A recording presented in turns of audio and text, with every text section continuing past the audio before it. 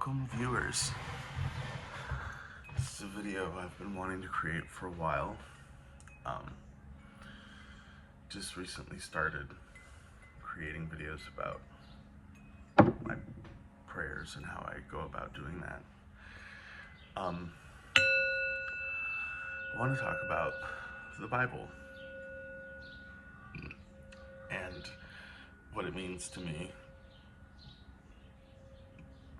and what I believe it means to the world. So it's a book which is the history of one family, and not even like the whole family.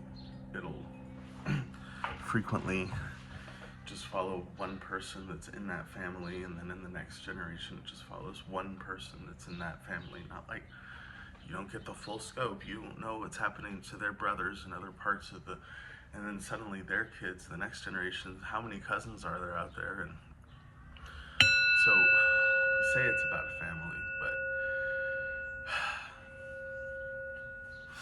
but it's about the people in this family who walked with God. So what is God? God was essentially created at the beginning of the Bible in Genesis.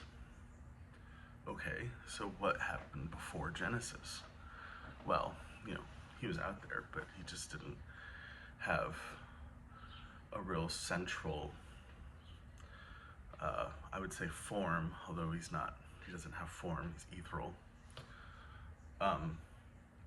Before there was God Almighty, there was the Greek pagans, the sun god, the moon god, the rock god, the plant god. My God is better than your God. We're gonna go to battle. We're gonna fight it out, and whoever wins, that God is the better God. And that was how people decided who was God, etc., who's the best God, period, whatever. So, one day, Abraham has a vision, and he goes, okay, well, if I want to have the best God, then that's just what I have to set my intentions for. I don't want the God of this, or the God of that, or the God of that, or the God of that. I want the God of it all, and I want the best one. And the universe, not really having a God that exists like that at the time, said, really? You want the best God? Really? Okay, well, cut your dick off. Well, cut the tip of your dick off, and he did. Kill your son. And he was gonna, and they were like, whoa, chill. Okay, all right, I get it. Like, you're serious. Okay, well, I mean, I guess you can have land and live prosperously, keep praising my name, and I suppose we'll just let that go. Clearly, you ain't kidding around, is ya, Abraham? Is ya, Abby? No. So, this was... Now, when I say that was the creation of God, I mean the idea of an almighty, powerful God that's better than all the other gods that always existed. I mean, Zeus, doesn't make him the only God, because there's his brother, Poseidon, but ultimately Zeus, So it's not a new concept, but Abraham set his intentions towards something greater than that, towards something that's like, I want the best. If you know anything about energy work and spell work, it is all about your intentions. It doesn't matter what you're doing, what you're saying. It is about how you're feeling and what you're intending. And he intended to have the, and thus the came into being. No, in his head, obviously. Not like really actually being. So then what happens? Okay, well, there's the next generation. What happened with them? Well, they lived prosperously. And then the next one, they lived prosperously. There's drama, there's drama. Genesis is very interesting. Very good stuff, But they always end up coming out on top, the praisers of the Almighty. But then there's tragedy. Dinah is raped.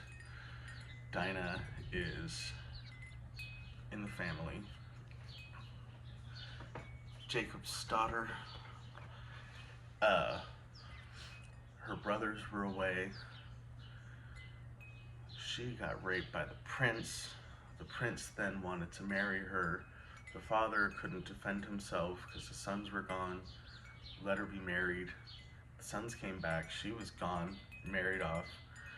When they found out what happened, they were fucking livid. They were like, he does not come in here, rape our sister, and then fucking steal her away while we're freaking off farming. And so they say, you can marry our sister, but everyone in your town needs to be circumcised. And so everybody in the town was circumcised.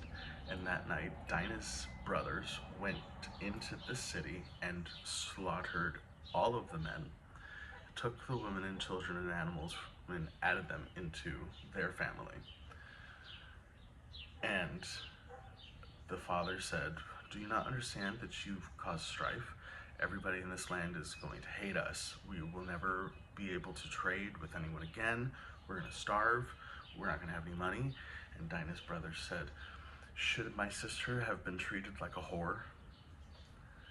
And evidently not, because they went on to live prosperously for the rest of Jacob's life. By the end of Jacob's life, he had changed his name to Israel, which is what the land is named after, obviously. So then there was Joseph. Now here's where we get interesting. I know, but no, talking for 7.5 minutes. Here's where we get really interesting. For 4 or 5 generations now, this family has been praying to the Almighty and kind of just basically getting whatever they want. But then Joseph comes out a little different. Less of a hunter, more of a gatherer. Less of a fighter, more of a lover. He likes to sit around with the women and make prophecies. He's a little. And his brothers, and his father honored him above all of his brothers. And his brothers left him for dead in the desert because of their jealousy. And Joseph walked through the desert, did not die, and ended up in Egypt. Pause. See that there? What just happened? Let's take a look, step back one more quick. Talk about Noah and the boat, the flood. What could possibly cause a flood like that? Well, if there's going to be floods like that, like we're talking 40 days of I'm in an ocean, help me, I'm in an ocean. Perhaps some tectonic plates moving. If the flood's like that, we're talking like. So, Europe, we know that there are 7 continents. 2 do not give life, Antarctica and Australia. But the other 5, you've got the North and South America, which are irrelevant because they are not part of the story of the Holy Bible, obviously. And then you've got Europe, Africa, and Asia. So, Noah was in Europe, clearly, right? He wasn't in Africa. He wasn't in Asia.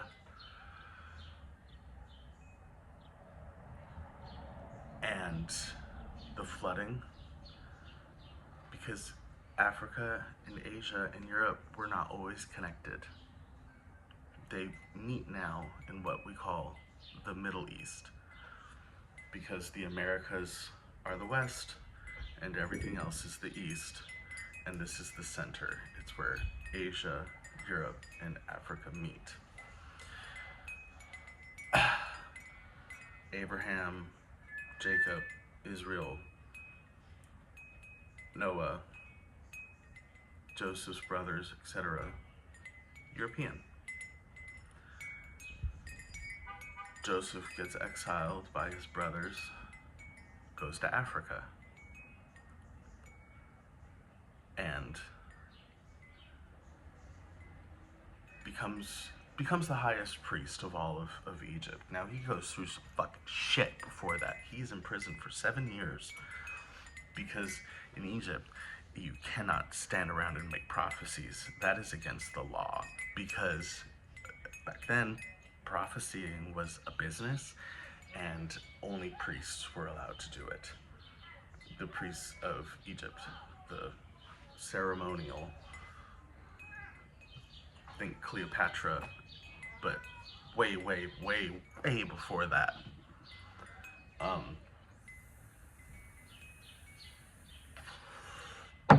He's in prison for 7 years. But then, and another thing, he was making prophecies about the drought. And the drought was causing starvation. People were dying. The government was completely, like, in a panic. How do we feed our people? And then you've got this fucking white guy came into our land from who the fuck knows where, and he's telling my people that this drought is our fault. And what is this? Oh, and the drought's gonna end in 7 years? Bullshit. Like, put this guy in prison. The drought's not gonna take 7 years to end. Like, the drought's gonna end sooner than that. Stop causing panic among my people. You're going to prison. Shut your fucking mouth. Well, guess what? 7 years later, the drought ended.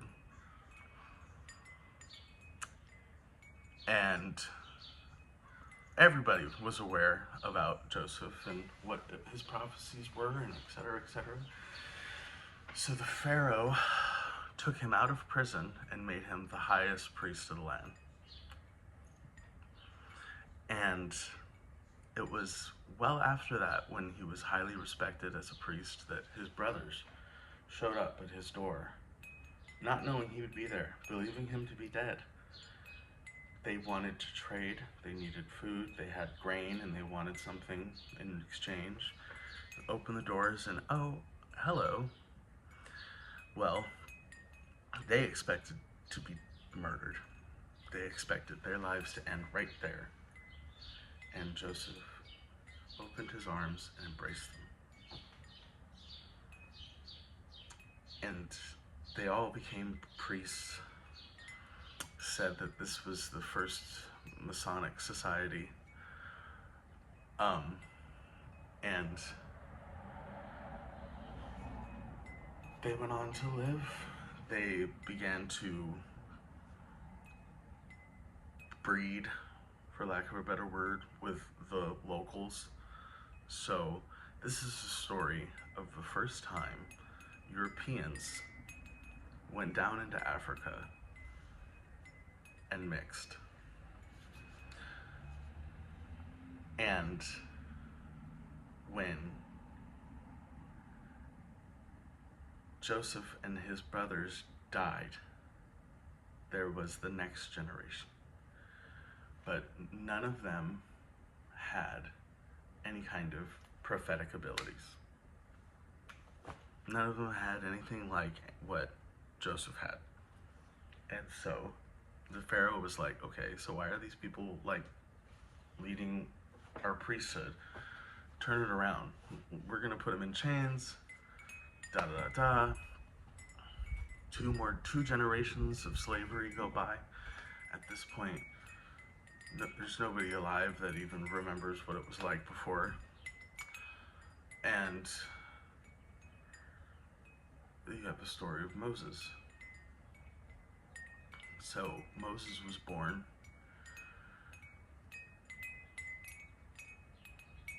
appearing the same as the Egyptians,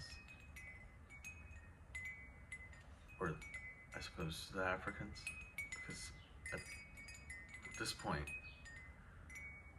I don't know that Egyptians really existed, because Egypt was not a place people lived. Egypt was a burial ground. Egypt was a desert. It did not provide crops. There was no living there. The only people who lived there were the priests who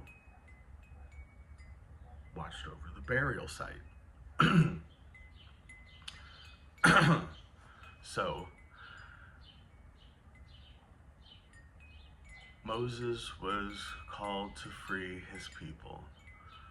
He let them know, hey, smear some blood over your door, and when I see that blood over your door, I'm gonna come over to your house and I'm gonna rescue you. I'm gonna grab you and we're gonna go. Well, you know, all of that happened.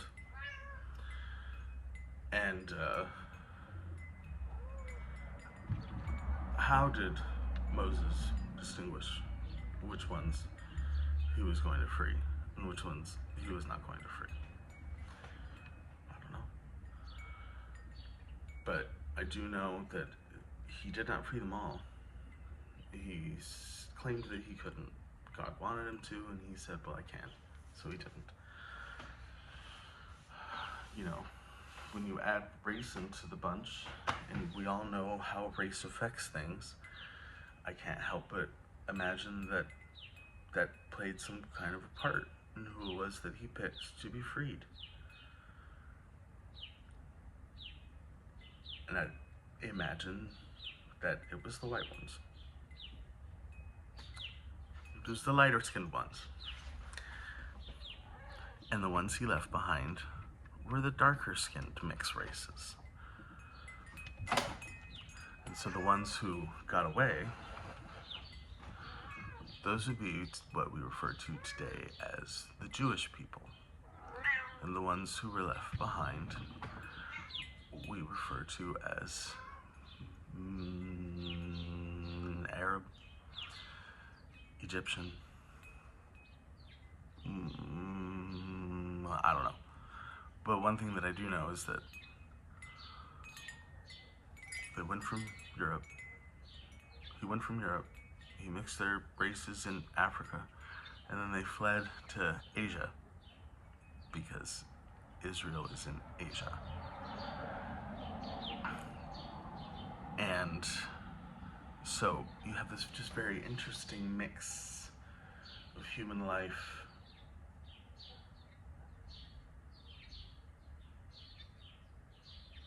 Kind of fascinating. It's just a mix of the culture of the Europeans, which was Greek paganism,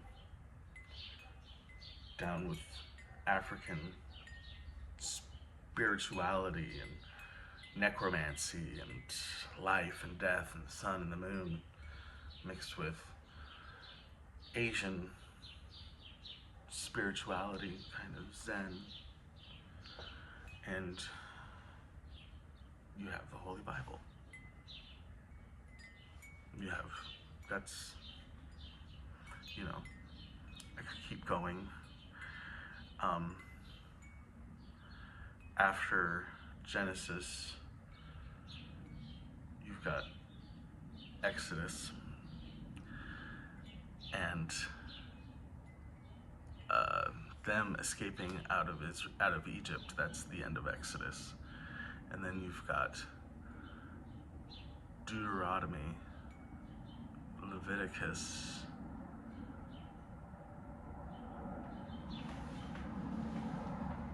and those books are terrible.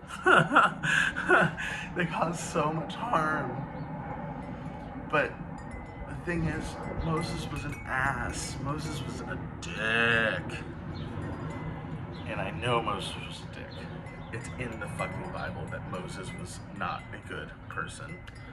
He killed somebody when God did not command him to. He went ahead and he did it. This is before he even was in communication with God. He killed somebody.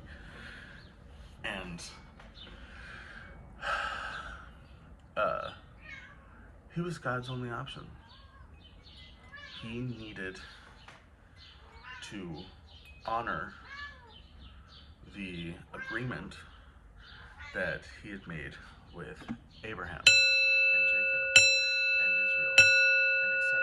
The whole, you go back to Genesis and you see this family has been worshiping him for like 5 or 6 years, and the energy of all of that worship came together and said, I need to save this family, and my only option is this piece of shit, Moses, but I got no other options, I'm gonna do it. Boom. Moses wasn't even smart. Moses lacked the ability to articulate. He couldn't speak. He couldn't put words together. When he would talk, it would just be mumbled and confusing and not convincing at all. Aaron, his brother, who was still a slave, had to speak for him. So he's a murderer. He's not very smart. He's not articulate. He's quick to anger. He's God's only option. And when they were walking through the desert, God has repeatedly told him, you need to worship me. You need to let these people know that all of these miracles and things that are happening are not your doing, but they are mine. And you need to make them understand that. And the fact that you're having them think of you as a miracle worker is not okay, because you're not. I'm doing this, not you. And Moses was like, whatever, I don't care. I'm gonna take credit for your shit anyway. And when the people were cowering for food and water, God said, take this stick, hit that rock, water will come out of it, tell them it's from me. And Moses said, look at what I provide for you. Moses, I provide this water for you. And God said, okay, that's the last fucking straw, because I am so done with you. You are never going to make it into the promised land. Never. Not you, ever. And you know what? You think that it's so fucking, you think you can do my job? You think you can do what I do? Well, I'm gonna tell you what, I'm out. Done. That was what God pretty much fucking said to Moses when they were walking through the desert. It's in there, I'm telling you. And he left. He said, you be the judge. You decide. What other people have issues, they go to you, and you decide what's best. And we'll see how well you do. So then Moses proceeded to be a judge of the people without any kind of assistance from God. And these are the books, Leviticus, Deuteronomy. There's another one and I can't remember it. Between Exodus and Joshua, there's 3. There's Leviticus, Deuteronomy, blah, blah, blah. I can't remember. And when Moses was judging without counsel from God, making the judgments from his own mind, this is where you have man shall not lie with man. People shall not wear mixed fabrics. Don't get tattoos. Don't eat shellfish. Oh, and if you do, kill 6 pigeons, a goat, throw some sand in the air and spin around 3 times real fast, and God will forgive you. Okay? And so many people base so much of their faith on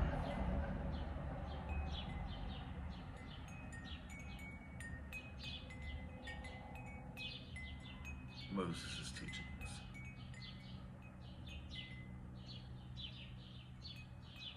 But I believe those books were meant to show the ridiculousness of man.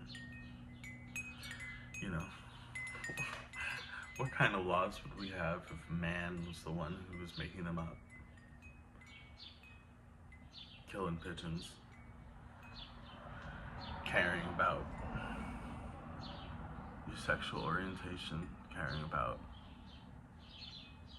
what you eat, in the way that whatever it is that you eat somehow decides whether or not you are righteous. Just doesn't make any sense. I'm sorry, it just does not, you know.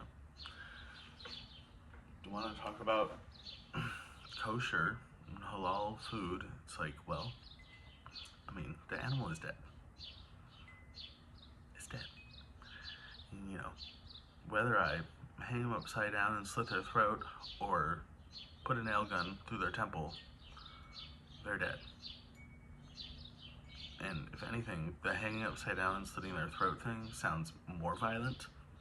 And that's how you make kosher and halal food. You completely must drain the animal of their blood. I don't know if you know about drained blood, but you can't exactly, it's not very easy to drain someone's blood after their heart has stopped beating.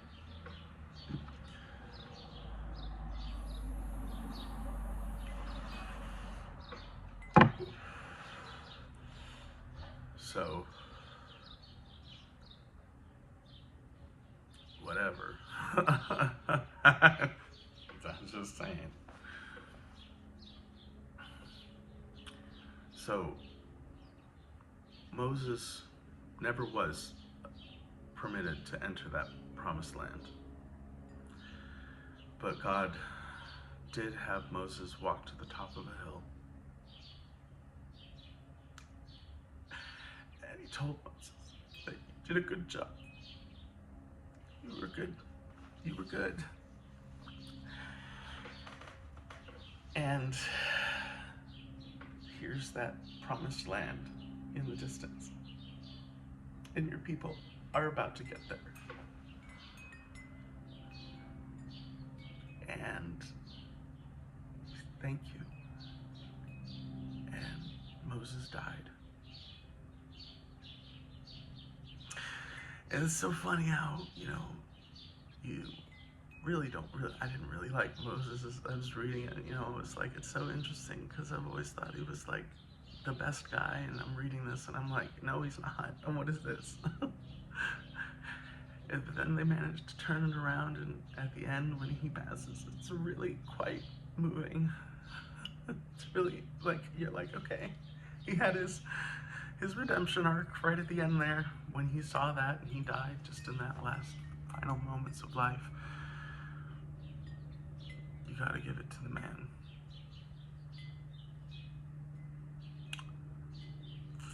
And then there was Joshua. Joshua was the next leader, handpicked by Moses, handpicked by God, who told Moses to pick Joshua, and did. And Joshua walked with God, same as Joseph, except he was a warrior. And when he was fighting, murdering, getting his land back for his people,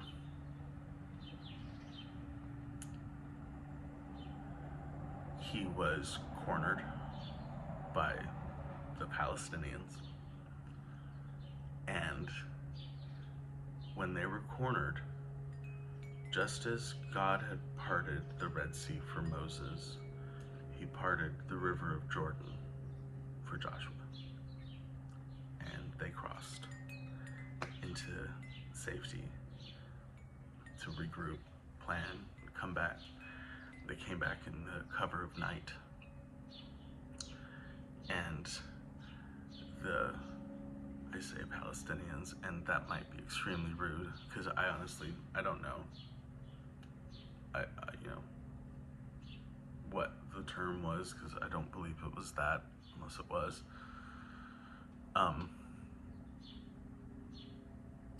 They were searching for these soldiers, these few soldiers that were left, trying to steal back the land of Israel.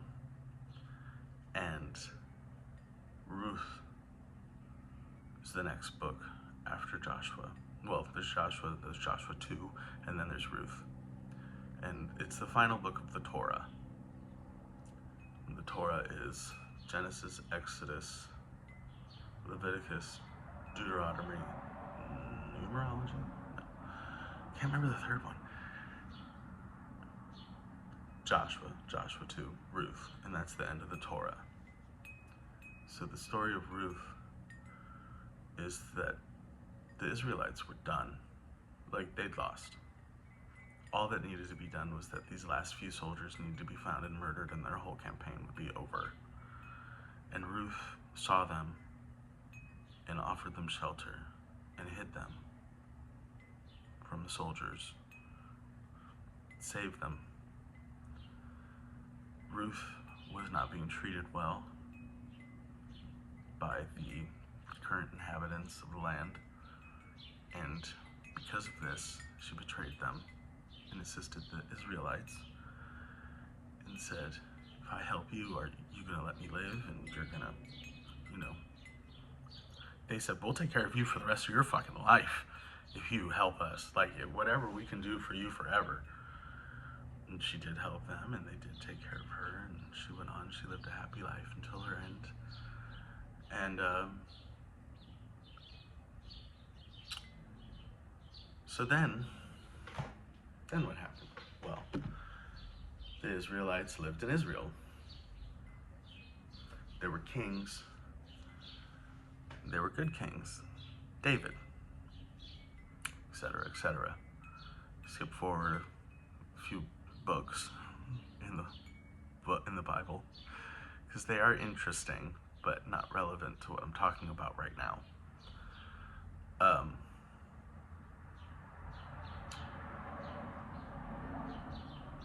Syria, which is in the Bible, Syria had a king, and they were refusing to trade with Israel because they had no king, they had no leader, and without a leader or whatever, I don't know, Syria said, we're not doing that.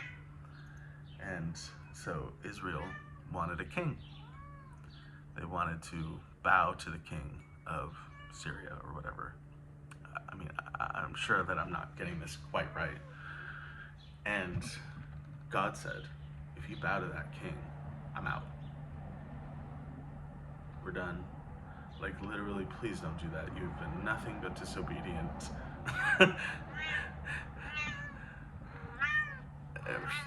For generations. You just are such impudent little arrs. And the Jews were like, whatever, peace, gone then. We're gonna go with this king. They got a king, and God said, I will never come back to you. I will never reveal myself to you again. I will never help you again. And of course we know that that's not exactly what happened, but what he meant was, he will never help the government. He will never help the entirety of the Jewish people as a whole. He's got specific people that he loves and that he walks with and he takes care of and he cherishes and he helps them throughout their life. But he's never again just going to blanket the whole thing, because there will be times where in one family, one brother is the utmost perfect example of somebody that God wants to help. And every other brother that he has is just this vicious, terrible piece of shit. So he said, the blanket is done. I'm going to decide from now on, period. And then you've got many, many, many more stories about that, but you'll notice that God is never assisting the king anymore, whereas he's always walking with the ruler from his creation in Abraham. Since Abraham created him in Genesis, all the way through all the stories that I've told, the person that he's walking with is the leader, the ruler of the people. And after kings, when the Jews said, we want kings, and God said, okay, well, I'm done then, he never walked with the rulers again. He was always helping the impoverished, the overbeaten, the ones who couldn't help themselves, but gave glory to God regardless.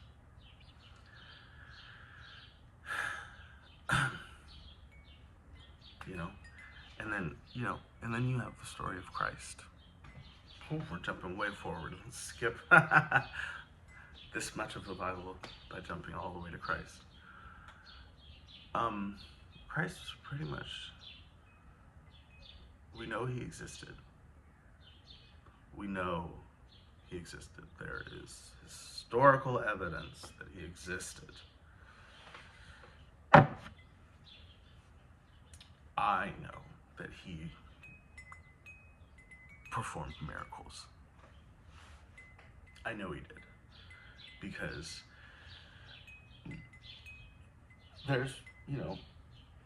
there were many people performing miracles at the time. Just being able to know which plant is going to heal somebody at that time would have been considered a miracle. And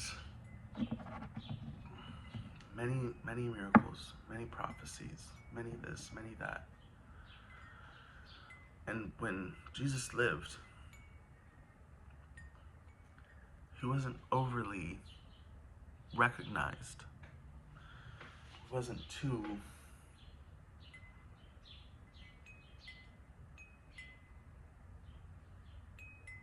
I don't want to say the word popular because that makes it sound like he wasn't liked, but he was liked. He just wasn't known. He was a chill dude who had a close circle and went around and performed miracles. And the thing is, do you know what got him? Anger. That's Jesus' sin. Anger. He only ever showed anger when it was in defense of the Lord. Defense defense of the Lord translates, to like defense of the people, and defense of how the Lord should be used. So if a church is just taking money and not giving anything, he's defending the Lord by walking into that church and saying, y'all a bunch of fraudulent motherfuckers, and kicking over their shit and telling them, you're not a fucking man of God. You think you're a man of God? Well, you can go fuck yourself. And for that, Jesus was executed. I mean, at what point in any of this have I said something that doesn't sound like, okay, that's plausible, There's also historical evidence and physical proof that the Red Sea split and that the River of Jordan split. It's written in ancient hieroglyphics on Egyptian temples. And I saw a documentary on the History Channel once that said there's something in the sediment that proves it, but I don't know what the fuck could possibly prove it, the sediment. What does it really come down to? What would cause a giant body of water to split? No, there's only one logical answer. One. G-force.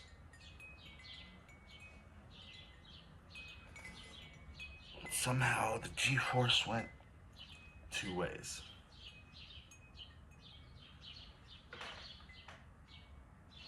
perhaps, every few thousand years, the rotation of the planet shifts. We had Pangea. Planet shifted. The rock broke. It was too fucking big for its britches.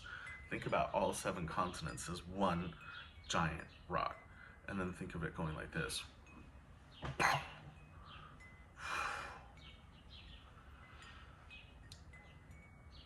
And now we're rotating like this. But, it's when it was Pangea, I can only imagine that it was like maybe a flat disc or like a cone kind of shape. I don't know. Breaks apart. Now we're all just kind of these floating rocks. I don't know. It blows my mind when you think about it. But I would imagine the way that we're laid out now is much more like a gyroscope. I'm not too worried about it.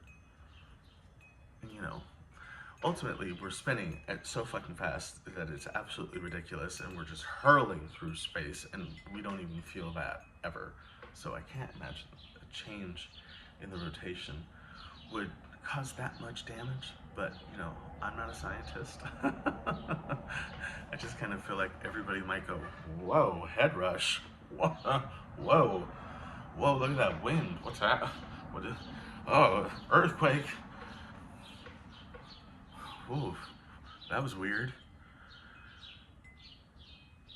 I mean, what else would there be?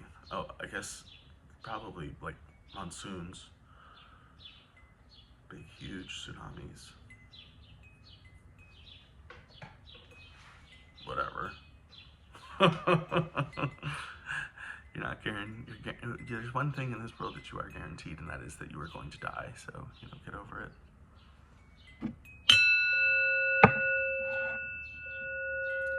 So the question, I guess, right there becomes, why?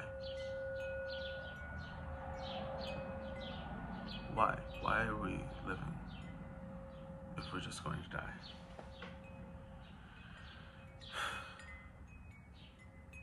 We are part of the great consciousness. Consciousness is the living, growing being. We have our own consciousness that's inside of our brains, inside of our skulls. We don't even know what the fuck this thing is. We don't even know. Scientists love to pretend like they know, but we've got no idea. We can see the electricity that flows through it, and we know that when you do this spot lights up, so that part has something to do with that. We have no fucking idea. We know how to utilize electricity, but we don't have any idea what it is. We don't. Ultimately, some guy was like, Zach! Oh. This thing just lit up. Oh, I wonder if we can make that work. We've no idea what we're messing with. But, whatever.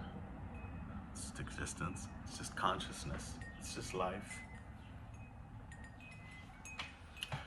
You know that Christ is in the Quran?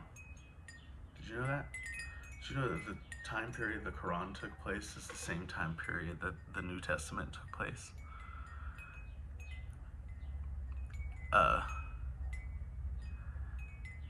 So, yeah.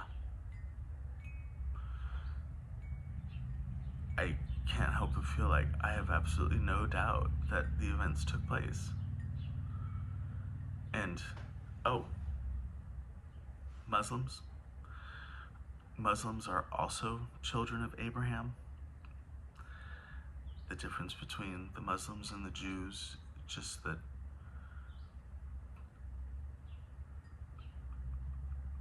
the Muslims never got out of Egypt.